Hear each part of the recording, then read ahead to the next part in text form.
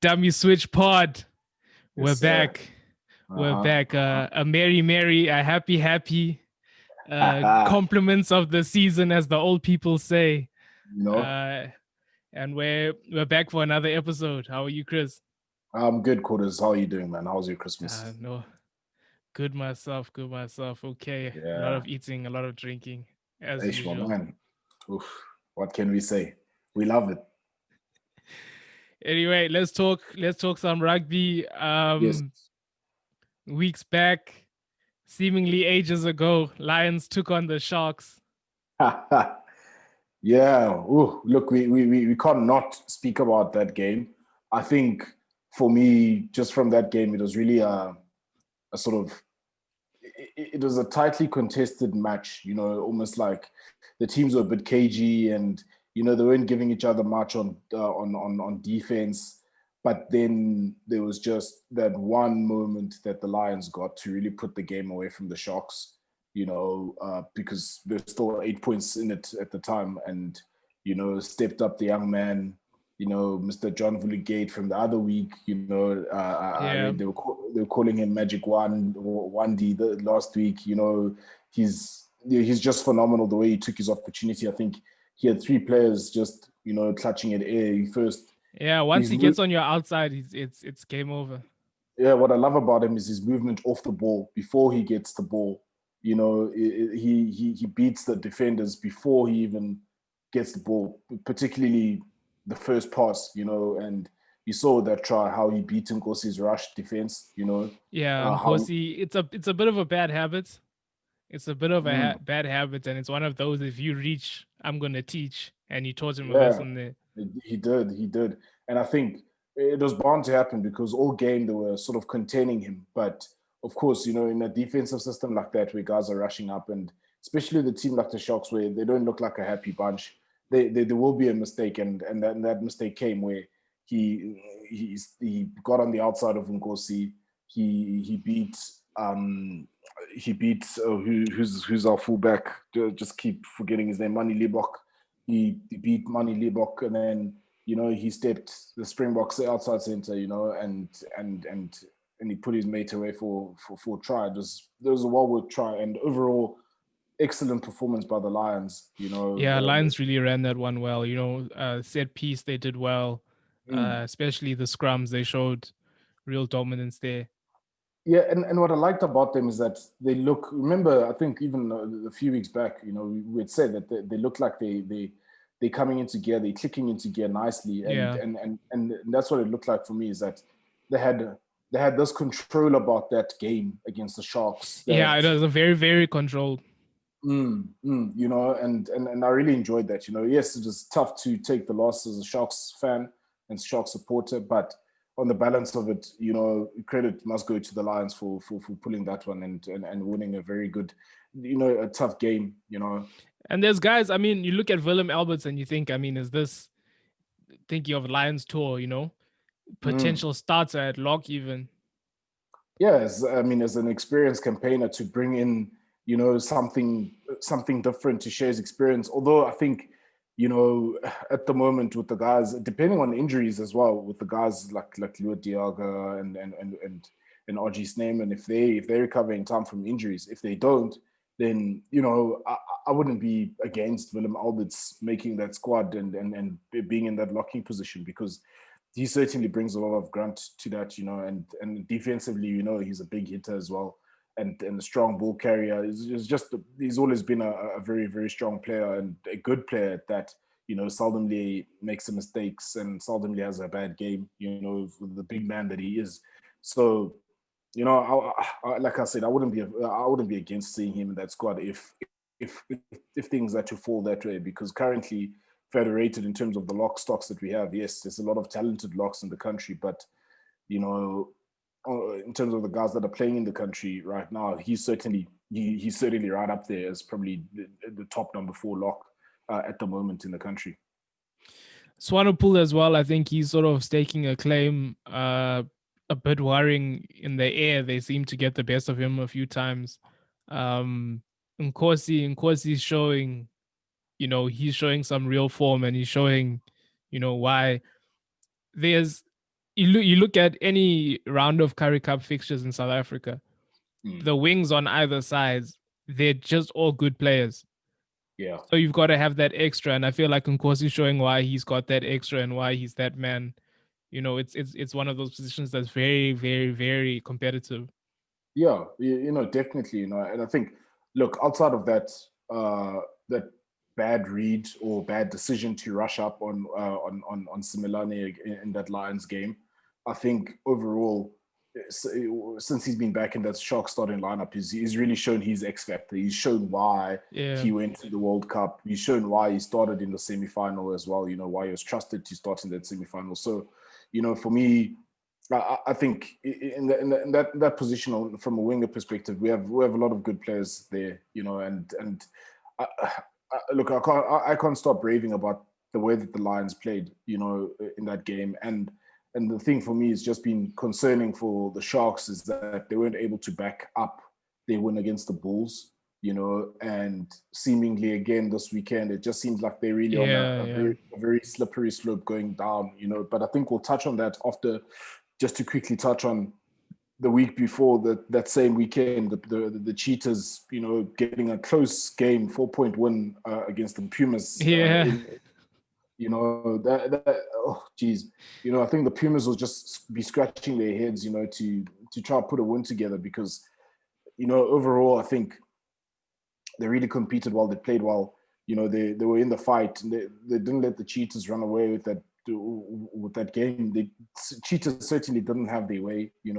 There's some fortune here and there for the Cheetahs. I think overall, it's just the Pumas are just unlucky. In terms of that, and you'd hope that, as the season winds down, going into the coming week, that they'll at least be able to pull a win together, and I think that's something that they would have deserved to get that win, if they do manage to Yeah, get and that. I feel like they are building better than the Greek was, You Mm, sort of look at them as, unlucky, maybe they didn't have the bench that the Cheetahs had there. Maybe, yeah, Cheetahs basically outlasted them and hit back.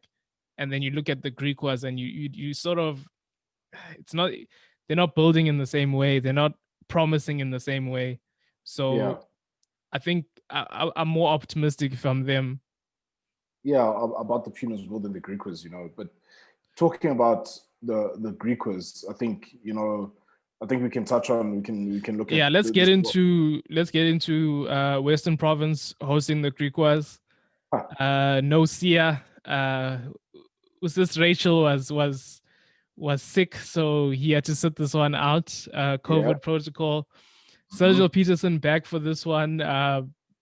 Totally forgot about him. Good Yeah. to see him playing.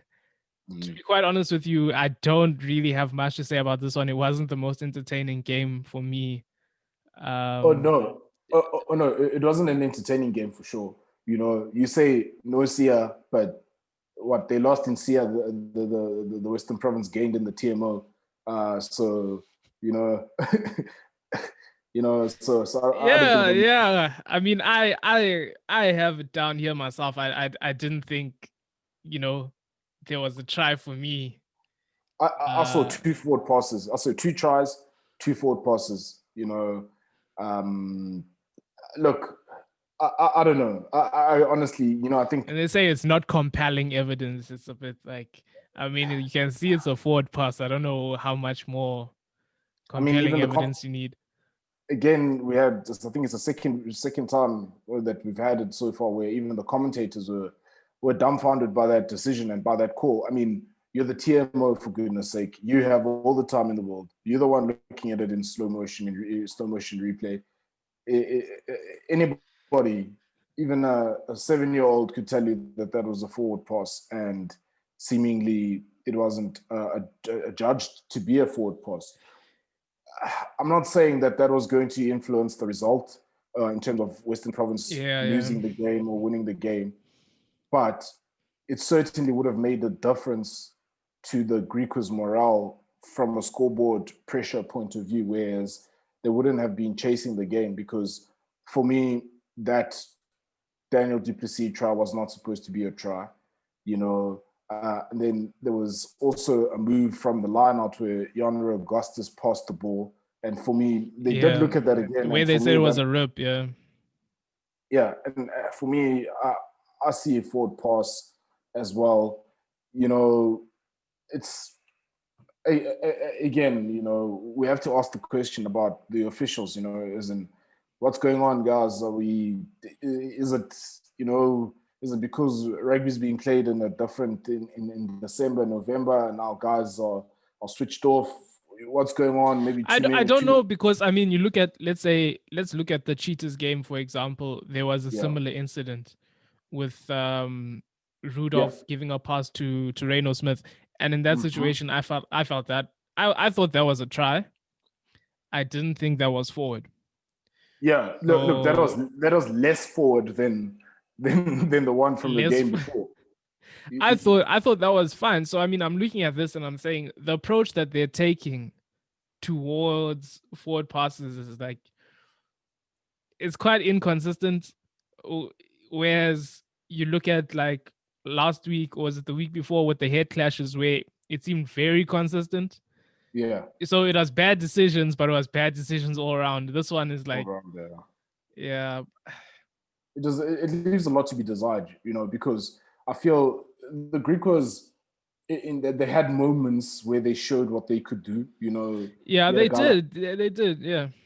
Verity look, Nice set play where he cut them oh, apart.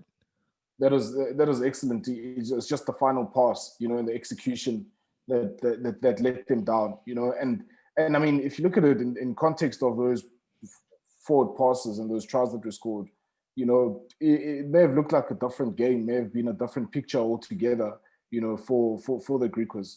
Credit to the Stormers. We have to give them credit because, they went back to basics. It looks like, their pack is starting to get into gear, and you see That Bongi's, all bog front row, it showed. yeah, Mbonambi was really up for this one.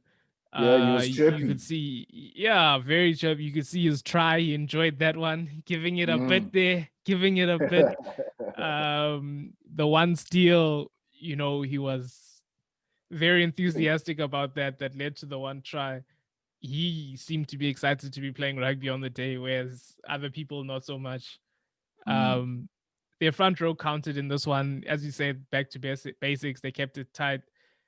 Dan Duplessis, although it was a forward pass, I felt he looked lively. They've gone back to that center combination they started with. Yeah, Rickus Pretorius also in that other try where there was that rip. He hit it up there, but I yeah, mean, I'm still not convinced. yeah. I think, look, with, like we mentioned, Bongi's excitement, and enthusiasm for the game, which you could see. I think maybe he was galvanizing the team, giving them that energy. That front row, when they're on song, they're formidable. Nobody can really live with them, But the question for me is just all the others. I mean, look, Yonder Augustus, he was also making himself known with some strong carries as well. He was about on the pitch,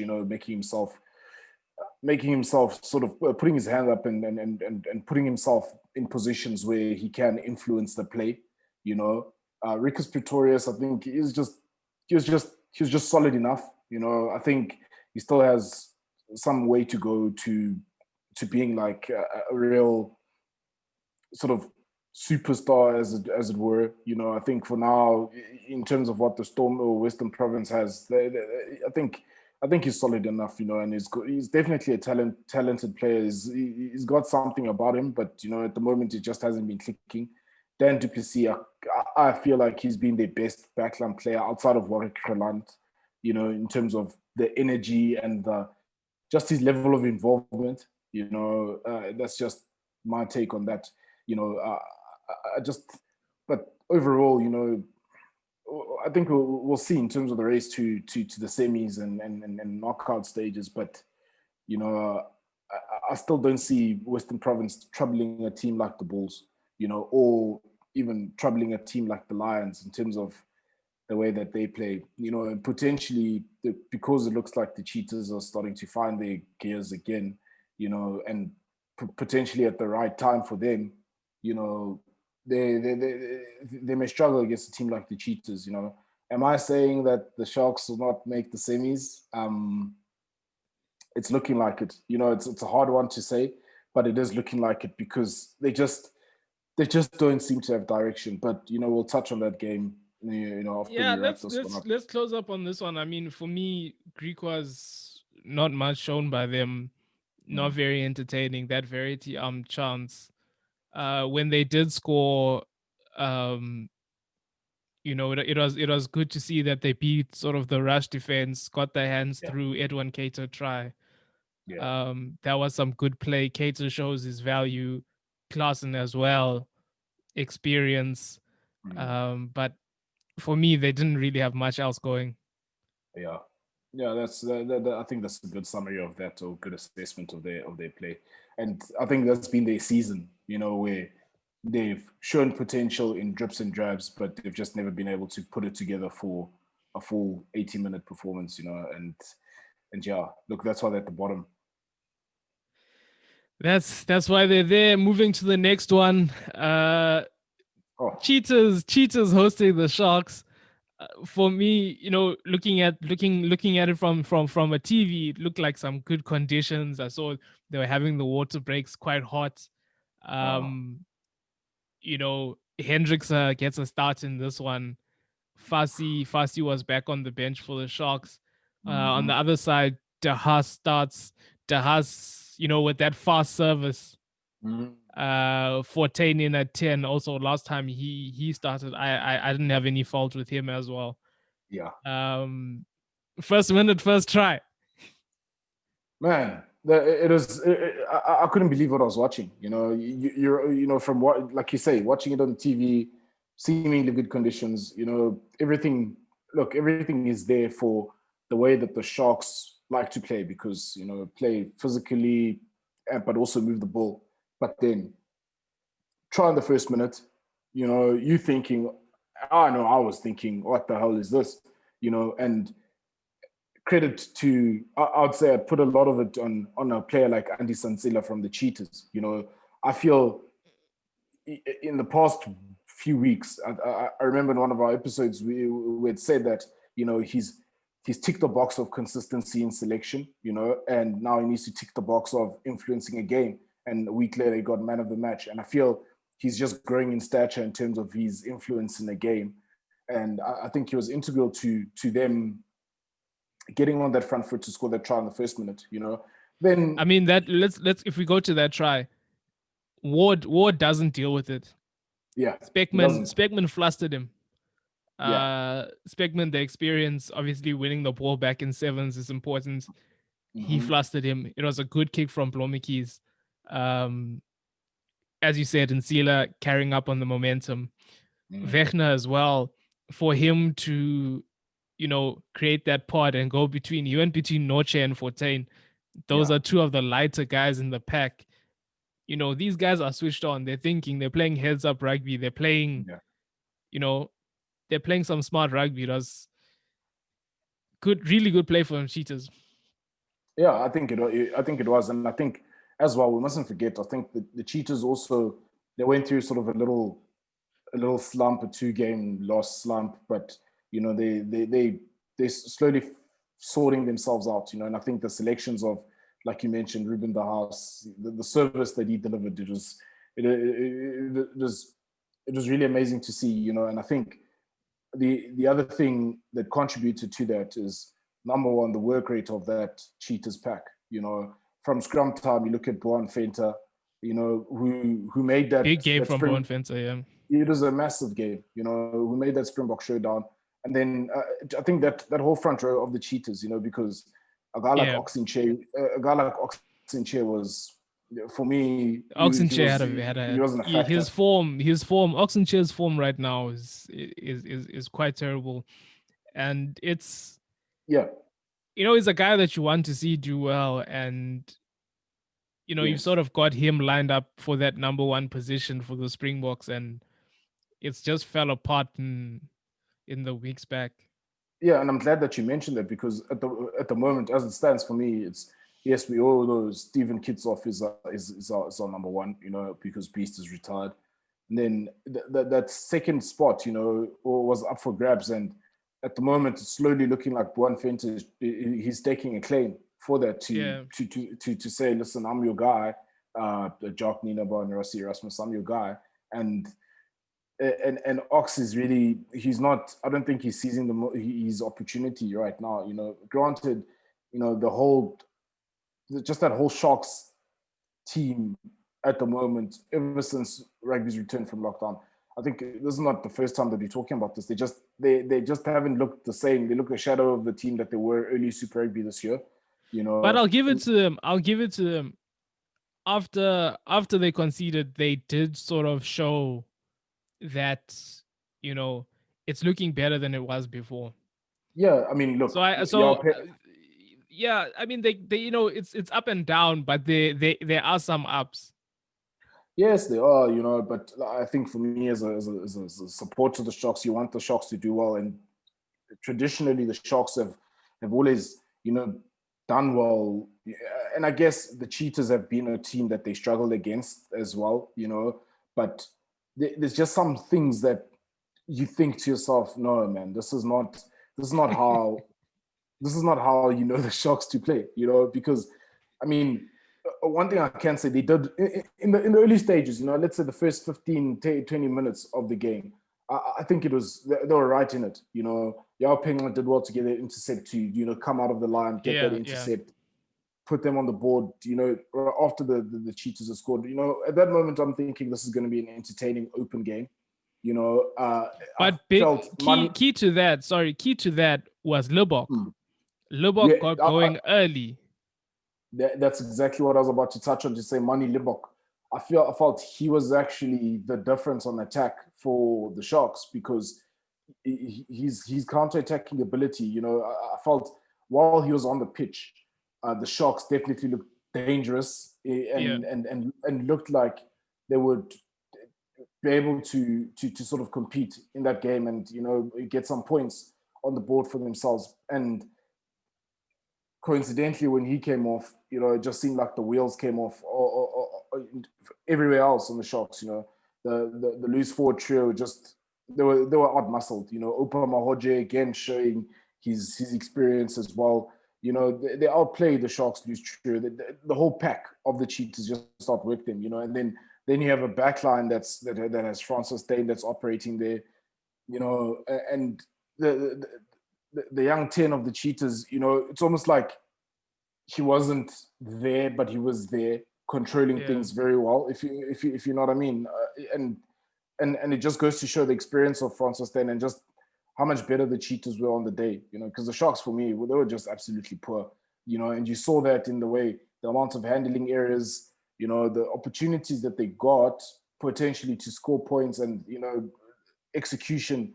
That's, for me, was a big issue, is that the skill execution was just poor, and the result reflects that. That's just my view. I think Skumbuzo Noche has had many chances. I feel he's had too many chances to be fair.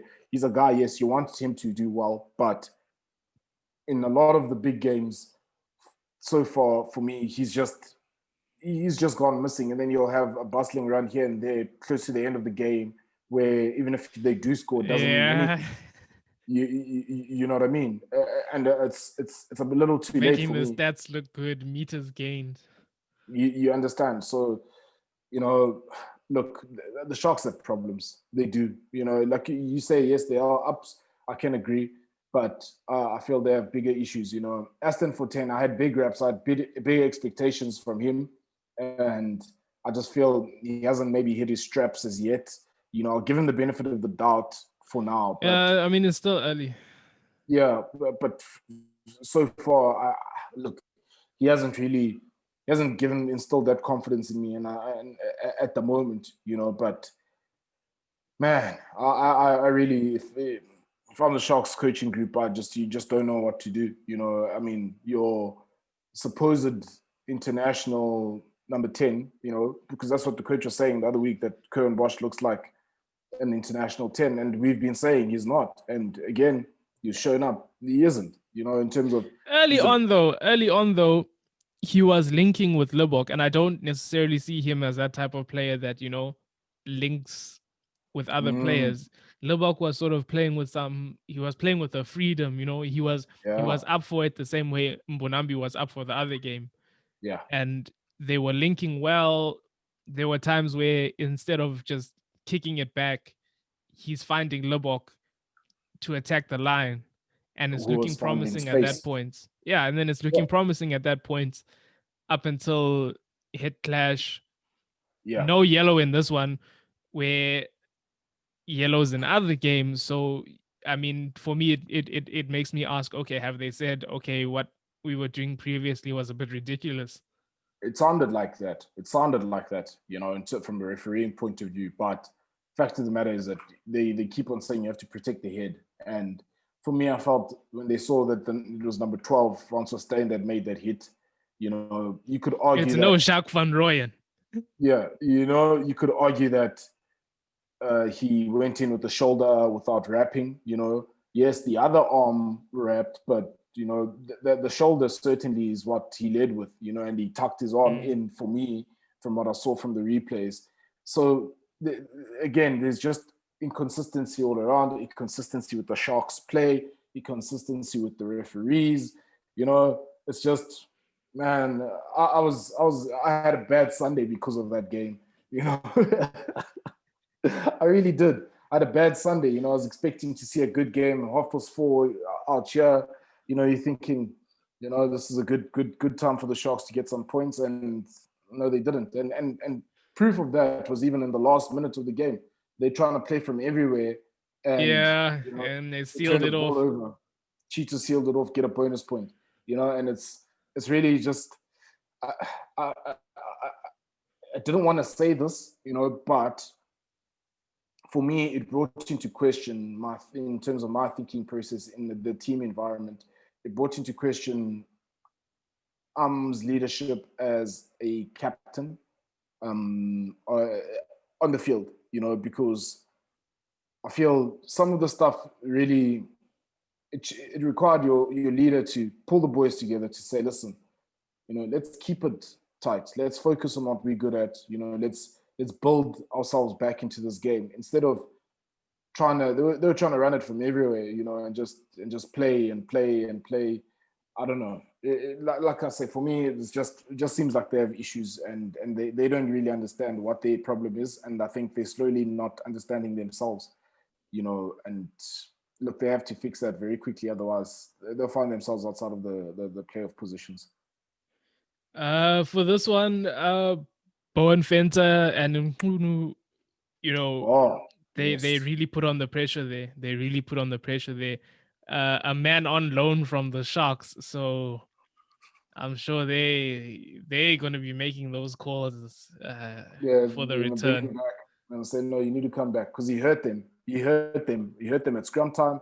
Even his carries. That's one thing that for me sticks out for me And is the I time. love a smile when you win a scrum. When you get that penalty, I love a smile. He was really giving it to them. Yeah, he was. He was. And geez, again, you can't fault that cheater's performance. When you look at it across the board, and you could see even on the cheater's coach's face. He had that grin on his face to say, "Well, we out of this Rainbow Cup. We're not included Yeah. in this Rainbow Cup, and here we are beating teams that are in this Rainbow Cup. So, what does it say?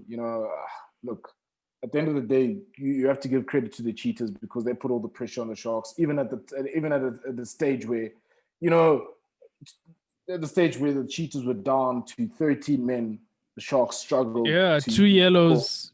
Two yellows. Stain was still slotting those kicks. Stain 100% kicking on the day, I think it was. I don't think he missed one. Yeah, and for me, even the decision making when they went at that yellow. So they had an opportunity. Yao Penguin makes a break. He's on the touchline. He actually Yeah, beat yeah. the man, but he chose to offload. Whereas I think he could have scored. He could have held onto the ball and he was going to be over. Then he would have scored that try instead. Look, unselfishly, but also foolishly, he gave the pass. Early tackle. Speckman's I can't. I'm sorry. I can't fault him. I would have passed. look. he's a hard man. You know, that guy, I think if you've seen in defense how when guys run into him, I mean, even forwards, they stop dead in their tracks, you know, and he's able to beat defenders. He's a very, for me, he's a strong man. And the Haas, he missed the tackle, you know, he did miss the tackle at him because he just clipped his leg. And yes, you could, on another day, maybe, you know, that works out and Werner Cox scores the try, but it didn't work out this time around because I personally feel he should have held on to that ball, you know, and even him maybe holding on to that ball, potentially recycle it if he doesn't get over the line and, you know, we get a try. But what I'm more concerned about is what happened subsequent to that. You know, I think that Yeah. was the second yellow for the Cheetahs. It's a Sharks scrum. It ends up with the Cheetahs essentially scrumming the Sharks. You know, it ends up with the Cheetahs scrumming the Sharks and turning that ball over, getting out of jail. You know, and for me, that's really, I don't know if that's desire in terms of understanding where you are on the field and understanding the game situation and the opportunity there to really now transfer a lot of pressure onto the team with 2 yellow cards, and they failed. You know, execution at line at time was poor. Just like I say, just overall skill execution from the Sharks was just They absolutely had disappointing. also decision making. You look at decision making in the Cheetahs 22. Mm, They couldn't get points when they visited the 22. They couldn't yeah, sustain pressure when they visited 22. The decision making, we look at, you know, like a mall, the decision to break early yeah, when you set the mall. Why are you breaking early when you've got no momentum? And I mm, don't think I heard the referee say play it. So yeah, these are things, the decision making, the play calling, these are things that I think really cost them.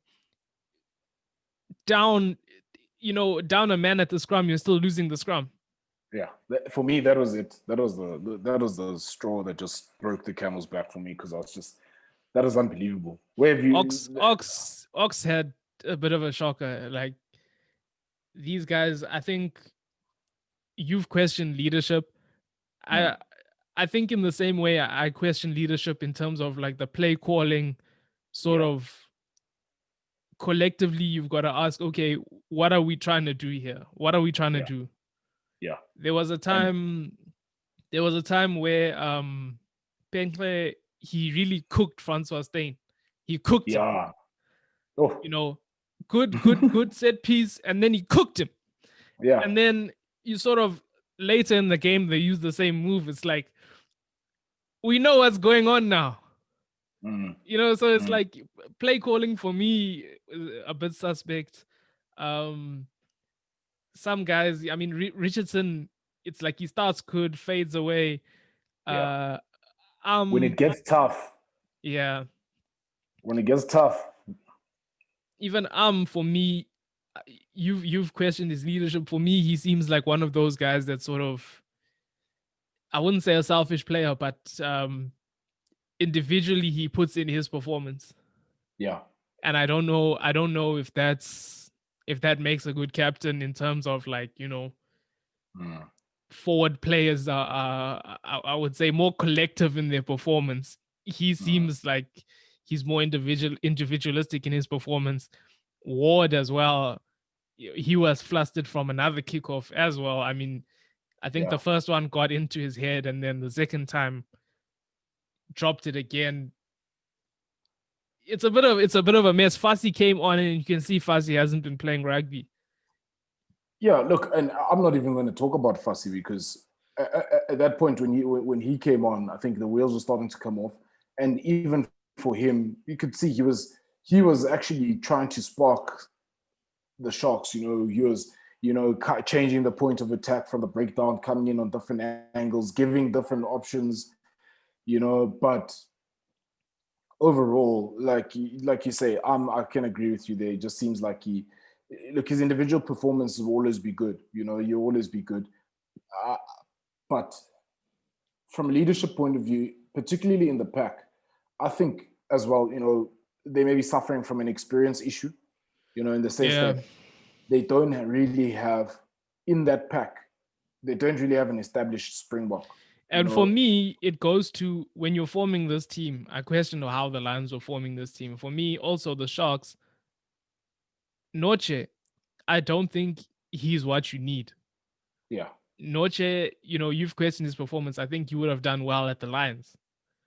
But it's this yeah. thing of players are available, you're just taking them. But are Mm. they really, is this what you want? Is this how you're going to play?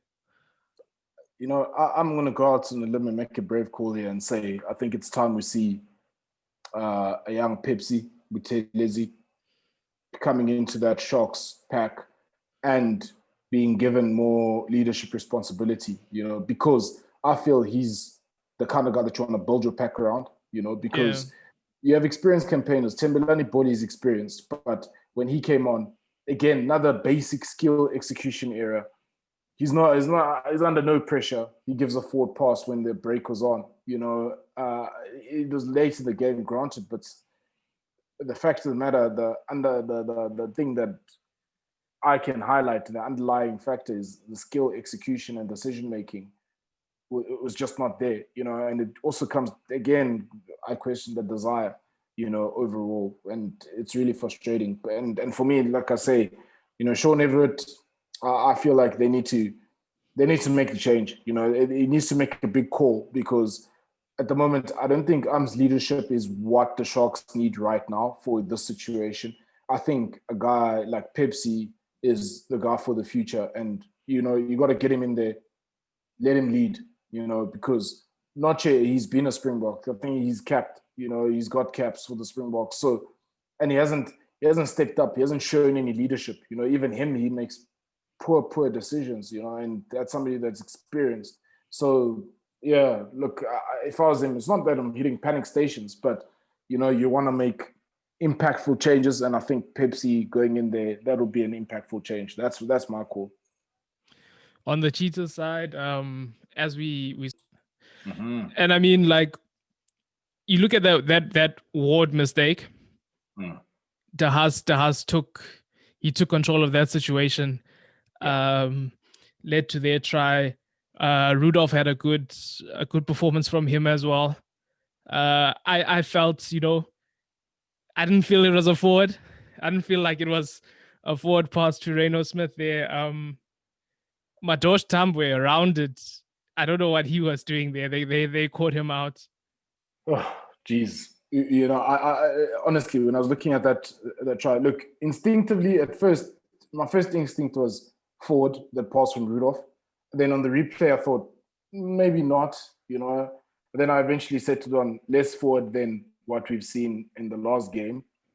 But then the second thing that I noticed was just exactly that, Matosh Tambi being rounded, and I thought, what was he doing there in that because he was in no man's land essentially, and it showed for me that means that there's no trust in the defensive system, because that was his man, It's one of two things. It's one of that two was his things. man. Either he doesn't trust Ward, or he's just a bad defender. Yeah, So I think it's maybe one of I think those it's two I think it's things. number one.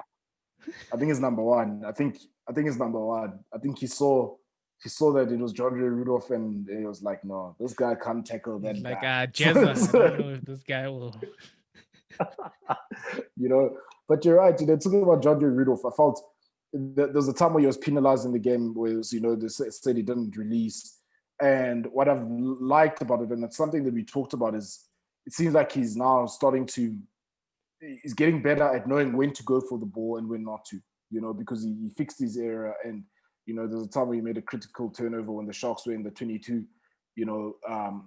for the Cheetahs. So I think just that loose forward trio, Andy Sansela, my man, like I can't stop raving about that guy, in terms of how he's been consistent, and so consistent that, you know, he stays on and he plays a full 80 minutes. They don't take him off. There was a period where early days, early season, he was the guy being subbed.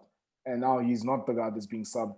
Instead, okay, Opa hasn't played a lot of games, so he's obviously going to be the sacrificial lamb. But just overall, that loose forward trio, I think they're very well balanced, well settled. They're big, they're strong, good over the ball, and and they can hurt you with their carries as well. And they showed that, So,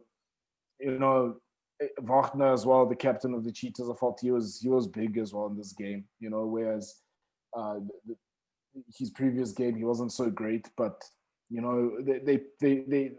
getting their house in order. I mean, even Speckman, you look at the try that was called back, Speckman by himself, isolated, Mm. puts the ball, gets back up, recollects it. It's just things like that. It's there's that extra level. Yeah, and that intensity as well, So look, you, like I said, credit to the Cheetahs. That is a well Yeah. deserved, well played game. Really, really is. The Yeah. Sharks. Standouts for me, this one, front row, Francois Steyn, it really, Mm. it's looking up for them. And you've got to wonder, Rainbow Cup, what's going to happen to these guys? Like, what rugby are they going to play?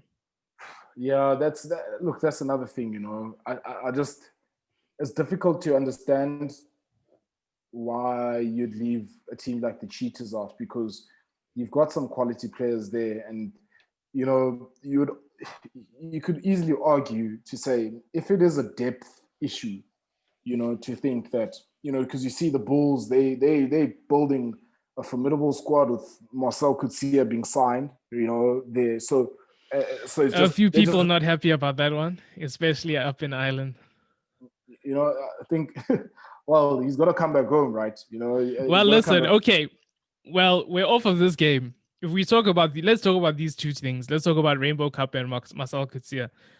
Mm. Marcel Coetzee, he did his knee in twice, and Ulster sort of stayed with their man. But I mean, he did repay them in the performances, whatever, whatever. He did. And He did. yeah, he did. He did. So now the Bulls tweet out, I don't know if you saw the picture I did. I on did. I saw. Christmas. Mm. That's how they found out this side of the world what had happened. You're So joking. they were very unimpressed. They were very unimpressed with that, sort of saying the relationship that he's built here, all the goings on. Is this the way that we find out that he's leaving? Well, It's look, a you have to breakup blame it via SMS, and it's an SMS from hey, someone else. from someone else. That's the worst, even. You know what I mean? SMS from the new girlfriend. You know what I mean? It's saying, Yeah, "Oh, from the new girlfriend. Say, hey, say he's done with you." Oh wow. But look, I blame the agent there, because but at the same time, even for him, if that's how it went down, that's that does I can understand the Ulster folk for having a bad taste in their mouth, because that would leave a bad taste in my mouth to say, okay, after everything we've been through together, Marcel, two knee ops, my man, and we were there nursing you back to health, and this is how you do us, So look, good for him. I personally think he's doing that. He's going with the Bulls to sort of be front and center in terms of the minds of Springbok selectors and coaches, it's that and the money.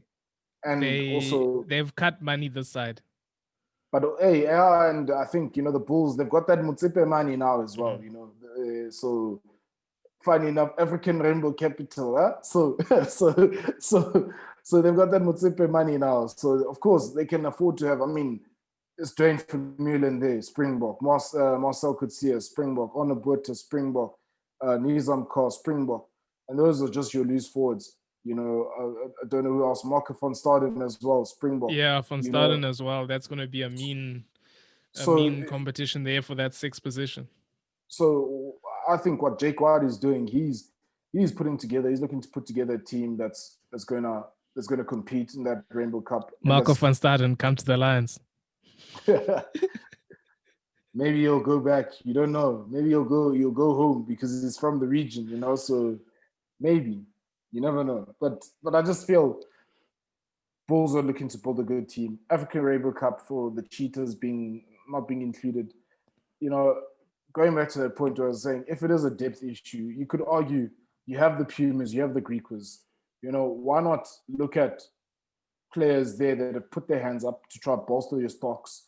or with the assistance of SA Rugby, make that a joint sort of a joint venture to have as many South African teams participating, because I think it's really unfortunate that the Cheetahs are just going to be left out like that. It's very difficult to see where they're going to find competitive rugby. I read something like Russia. I was like, that was Russia. I know South African players are heading up there, but for me, it doesn't make sense.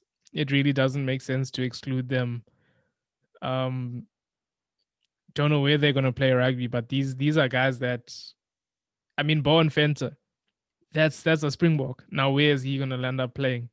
So it would serve SA Rugby. It would serve SA Rugby for those guys to be playing. So we'll see what happens, man. We'll see what happens. Yeah, One thing that's going to be, yeah. Sorry, no, because I was going to say, because all that's going to mean is that you're going to find another situation where Cheetahs are going to be losing many more players to the Northern Hemisphere teams. As much as, yes, they may be cutting funds in the North, it would still be, compared to the Rand, it would still be worth their while to, try to go over there, maximizing their earning potential, and you can't blame those guys, and thus weakening the Cheetahs again. It's going to be a never-ending cycle, and they need to make a plan. What is going to be interesting about the Rainbow Cup is now you look at like the Irish teams, sort of their structure and their rigidness, and you look at the South Africans and it's a totally different vibe that we have with our clubs, and a totally different feeling. It's going to be interesting to see how our teams get on there. It is going to be interesting, but I think, I was thinking about this the other day, and I was thinking, for me, just it seems at the moment, on the balance of all of this, the Rainbow Cup looks like it will suit a team like the Bulls more. I think we can expect them to easily find their balance and be able to bring their physical domination. They have the kicking game, and Jake White, how he likes to play. So I think his team will be best and first to adapt. I'm worried, about a team like the Sharks. They don't have any experience in the pack, and they're going to get found out, because those Irish sides are very experienced, and like you say, it's rigid there. Set piece is big, and a whole lot of structure is big, particularly at set piece, scrum time, line-up time, and defensively, because there's not a lot of games that side where it's high scoring affairs, although you do find them, but not often. Weather as well, how's a team like the Lions going to manage, when playing over there. I think it's going to put a lot of emphasis on winning your home games. That's the only way that I see it. Win your home games. Well, and the Lions might as find much themselves... as one thing I can say, as much as we're going to get a bit of a shock, so are they. I mean, you come and play the Lions. Yeah. They're going to get smacked in the mouth a few times, some of those teams. And I mean, same thing for coming down to Loftus. I mean, going and playing the Stormers, when the Stormers have got it together, it's you've seen how New Zealand sides even struggle. Yeah, I think even the Sharks as well, when they get it together. I think overall the South African rugby brand is very strong, and with the players that we have. When the teams have it together, those teams are going to struggle. And I mean, we saw it already in the Pro 14 when those teams came down to Bloemfontein against the Cheetahs. Some of those teams had a very tough time. It's difficult for them to come down here and play. They're not used to. They don't know what the sun is, so they're not used to. They're not used to that, playing in that heat, and besides the heat, just the physicality of the South African players. I don't think that's something they're accustomed to. I think for us, the big challenge is going to be the running game as well. Yeah. So I think it's going to be exciting, because now it's going to be about that variation of play. Can you play different types of rugby, different types of conditions? Do you have the players? Lions, Bulls, from the balance of what you're looking, Bulls, I'd say, quick to adapt. Lions would also follow. primarily, and I'm basing it based on that game that they played against the Sharks where they were in control. It wasn't all about trying to run that ball. You know, there's focus on managing the set piece, and they have those experienced campaigners. So Bulls, Lions, I put them right up there. Then Stormers. Then look, sadly, just on the balance of it, in looking at it, the Sharks will be lost to adapt. You know, and I don't think they have the kind of muscle at the moment to be able to handle the North right now. From a pack perspective and also backline perspective, you know, Bulls and Lions, they're the strongest that we have. Yeah, I definitely agree there. It's going to be a very interesting one. Um, next games, we've got Bulls taking on Lions. We'll be back with some previews for those ones. Greek was hosting Cheetahs. Two struggling sides, Western Province hosting the Sharks. Oh, And back again on Sunday with the Pumas versus the Bulls. the Bulls. And yeah, quite a few games left before Rainbow Cup. And And we'll be before back. playoffs. Yeah, before playoffs as well. Yeah, it'll be heating up quite nicely. Yeah. So yeah, that's it from us. Anything you want to add before we head out? Look, only thing I can say is that, you know, stay at home and drink at home and, you know, stop this nonsense, because now we are forced to be at home, you know, so just look after ourselves, you know. Yeah, but be good. Like, share, subscribe, tell your friends and your grandma. Tell them all. Dummy Switch Pod. We're talking about rugby and we're unruly. Yes, guys. Cheers.